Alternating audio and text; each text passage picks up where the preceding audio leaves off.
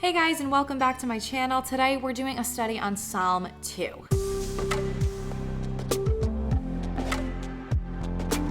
So just a quick overview of Psalms in general and why I love them so much. Psalms are really just praises and praises to God.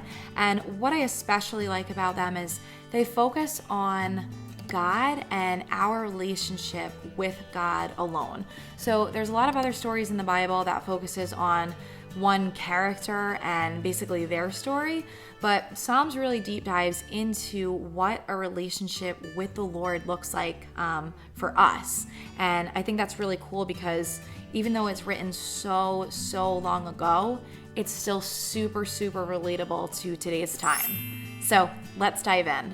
So Psalm 2 starts and it says, "Why do the nations conspire and the peoples plot in vain?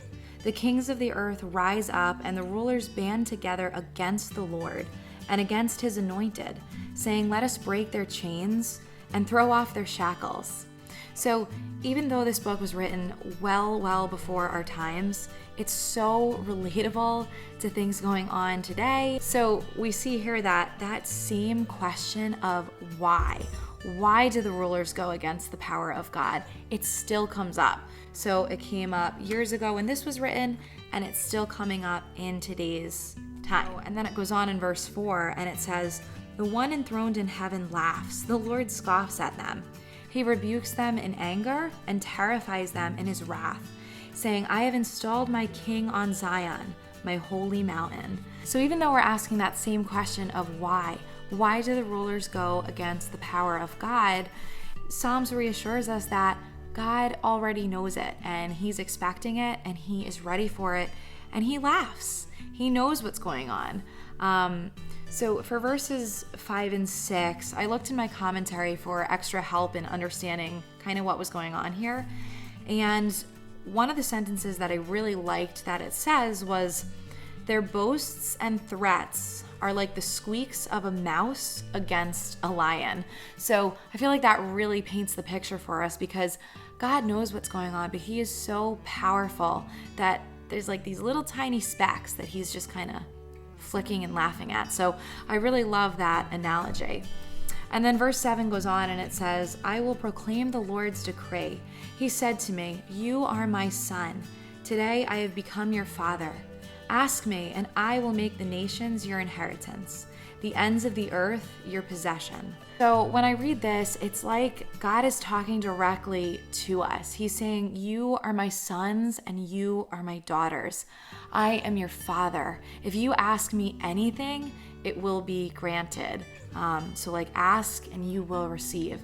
I think it's also saying, put your faith in me just as Jesus did. So just as God is talking to his son and I'm picturing that picture of like Jesus just talking to his father and his father reassuring him like, "You are my son."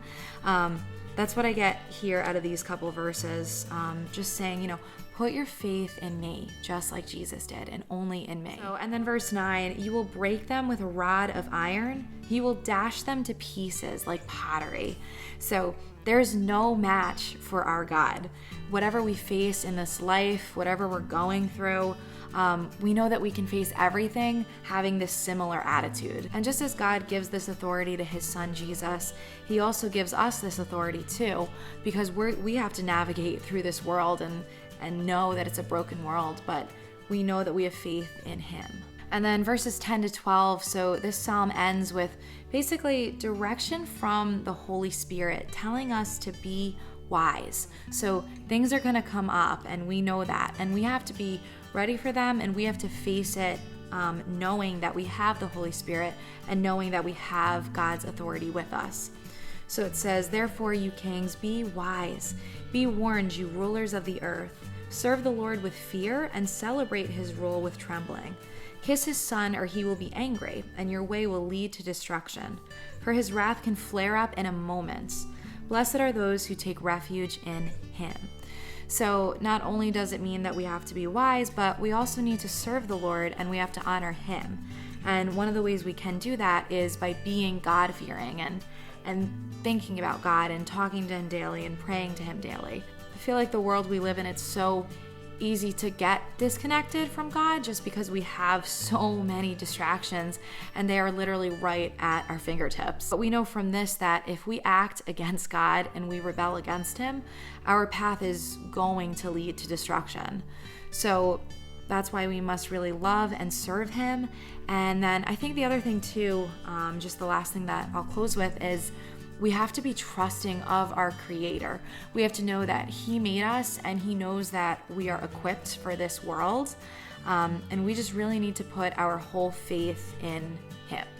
That's it for the study of Psalm 2. I hope you guys enjoyed it. If you want to check out Psalm 3, I will leave that below next. Jesus says, I am the way, the truth, and the life. No one comes to the Father except through me.